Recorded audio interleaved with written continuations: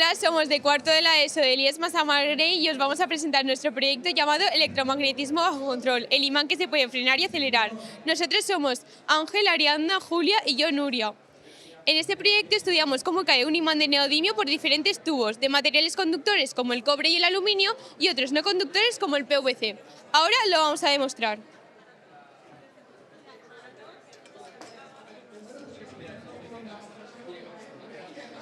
Como hemos podido observar, por el tubo de PVC cae en caída libre, por el de aluminio cae un poco más lento, mientras que por el de cobre cae bastante más lento.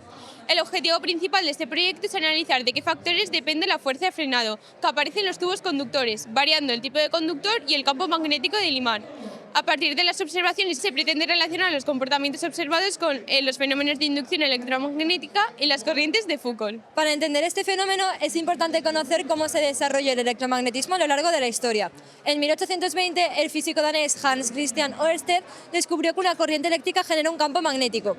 Como podemos ver en este experimento, al estar el generador apagado, el núcleo de hierro no se imanta y por tanto el clavo se cae. Pero si encendemos el generador, el núcleo de hierro se imanta y por tanto el clavo no se cae.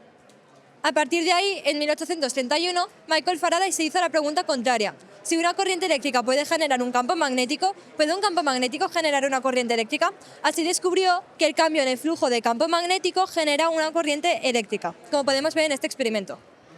Más tarde, en 1855, Leon Foucault descubrió que el movimiento de un imán dentro de un material conductor genera una corriente inducida dentro de este.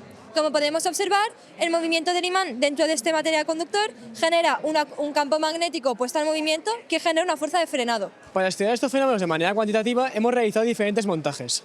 Nuestro primer montaje está dedicado a estudiar el tiempo de caída del imán por el tubo y para ello utilizamos un cronómetro digital que tiene conectados dos sensores de movimiento fotosensibles, que cuando el imán entra en el tubo, un sensor lo detecta y comienza el cronómetro, y cuando el imán sale del tubo, el otro sensor lo detecta y para el cronómetro dejándonos saber el tiempo. Nuestro segundo montaje está dedicado a conocer la posición del imán en función del tiempo por el tubo. Esto funciona con un sensor de posición ultrasónico que calcula la posición del imán y manda los datos a la central Explorer GLX de Pasco, que nos genera tablas con los valores deseados que queremos saber. Al representar los datos obtenidos, obtenemos gráficas posición-tiempo. Para el tubo de cobre observamos que la velocidad media es de 0,166 metros por segundo. Y como podemos observar, nuestras gráficas se ajustan muy bien a líneas rectas, lo que indica que el movimiento es rectilíneo uniforme. Además, hemos calculado también el tiempo medio la velocidad media para el tubo de aluminio, obteniendo un valor de 0,34 metros por segundo. Esto se debe a que el tubo de aluminio es peor conductor eléctrico que el tubo de cobre y, por tanto, las corrientes inducidas son menores, el campo magnético es más débil y la fuerza de frenado es menor. Así, obtenemos que la velocidad límite es mayor en el tubo de aluminio que en el tubo de cobre.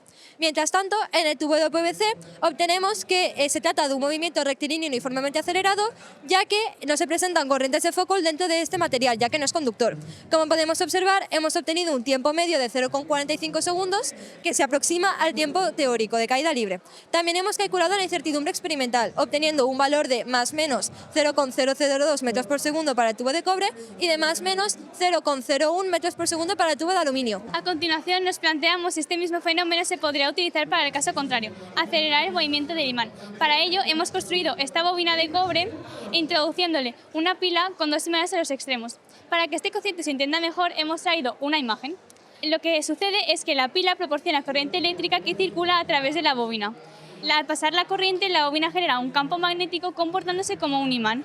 Este campo magnético interactúa con los imanes de los extremos y dependiendo de la orientación de los polos se producen dos efectos, atracción y repulsión. Estas fuerzas de atracción y repulsión son las que generan el movimiento del sistema, como podemos ver en este ejemplo.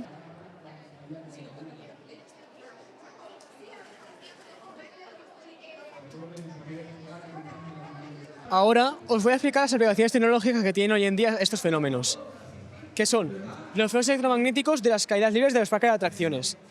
Estos frenos se utilizan de tal manera que se colocan en un segmento del recorrido de la caída libre. Y cuando se pasa electricidad por estos, se genera un campo magnético que es bastante potente, que interactúa con unos imanes que se colocan en la cabina, donde la gente está sentada. Entonces, cuando la cabina pasa por la zona designada, se atrae al campo magnético de los frenos, generando un frenado que es bastante más estable, que ayuda a evitar problemas de la espalda, que están relacionados con los frenados en seco y demás. Eso ha sido todo. Muchas gracias por vuestra atención.